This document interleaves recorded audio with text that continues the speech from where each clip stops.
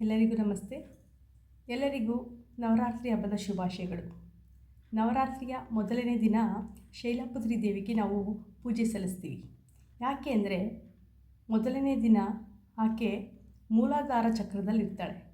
ಅಂದರೆ ಮೂಲಾಧಾರದ ಚಕ್ರದಲ್ಲಿ ಮೂಲ ಸ್ಥಾನದಲ್ಲಿ ತಾಯಿ ಕುಂತಿರ್ತಾಳೆ. ಸೊ ನಾವು ಏನೇ ಮಾಡಿದ್ರೂ ಕೆಲವೊಂದು ವಿಷಯಗಳನ್ನ ನಾವು ಮೂಲದಿಂದ ಮಾಡಬೇಕು ಅಂತ ಹೇಳ್ತೀವಿ ಅಲ್ವಾ. ದೊಡ್ಡವರು ಹೇಳ್ತಿರ್ತಾರೆ, ಏನು ಮೂಲ ಹುಡುಕು ಅಂತ ಹೇಳ್ತಾ ಇರ್ತಾರಲ್ವ. ಅದಕ್ಕೆ ಕೆಲವೊಂದು ವಿಷಯದಲ್ಲಿ ನಾವು ಮೂಲದಿಂದ ಹುಡುಕಿ ನಾವು ಕೆಲಸ ಮಾಡಿದಾಗ ಸಕ್ಸಸ್ ಸಿಗುತ್ತೆ. ಇನ್ನೊಂದು ಕಡೆ ನೋಡಬೇಕು ಅಂದರೆ ನಾವು ನಮ್ಮ ಮೂಲನ ಬಿಡಬಾರ್ದು, ನಮ್ಮ ರೂಟ್ ವ್ಯಾಲ್ಯೂಸ್ನ ನಾವು ಕಾಪಾಡ್ಕೊಂಡು ಹೋಗಬೇಕು. ಆಗ ನಮಗೆ ವ್ಯಾಲ್ಯೂನ ತಂದುಕೊಡುತ್ತೆ. ಆ ಮೂಲ ಚಕ್ರದಿಂದ ನಾವು ಏನೇ ಮಾಡಿದ್ರೂ ನಮಗೆ ಆನ್ಸರ್ ಬರುತ್ತೆ.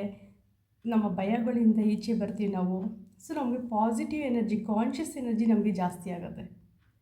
ನಾವು ಕೆಲವೊಂದು ವಿಷಯಗಳನ್ನೆಲ್ಲ ನಾವೇನೇ ಮ್ಯಾನಿಫೆಸ್ಟ್ ಮಾಡಬೇಕು ಅಂದರೂ ಮೂಲ ಚಕ್ರದಿಂದ ಹೋದಾಗ, ನಮಗೆ ಧ್ಯಾನದಲ್ಲಿ ಕುಂತಾಗ ನಮಗೆ ಆನ್ಸರ್ ಸಿಗ್ತಾ ಬರುತ್ತೆ. ಆಧಾರದಿಂದ ನಾವು ಮೂಲವನ್ನು ನಾವು ತುಂಬ ಕಾನ್ಷಿಯಸ್ಸಿಂದ ನಾವು ಮಾಡಿದಾಗ ನಮಗೆ ಸಕ್ಸಸ್ಗೆ ದಾರಿ ಸಿಗುತ್ತೆ.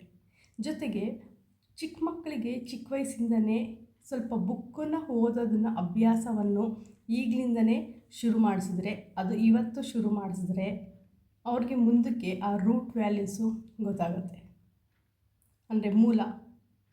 ಆ ಚಿಕ್ಕ ವಯಸ್ಸಿನಿಂದ ನಾವು ಕೊಟ್ಟಾಗ, ಆ ಸಂಸ್ಕಾರನ ಕೊಟ್ಟಾಗ ಅವ್ರಿಗೆ ಮುಂದೊಂದು ದಿವಸ ಅವ್ರಿಗೆ ಗೊತ್ತಾಗುತ್ತೆ ಆ ರೂಟ್ ಕಾನ್ಷಿಯಸ್ ಎಷ್ಟು ಇಂಪಾರ್ಟೆಂಟ್ ಅಂತ. ಮತ್ತೊಂದು ವಿಷಯದೊಂದಿಗೆ ಬರ್ತೀನಿ. ಧನ್ಯವಾದಗಳು.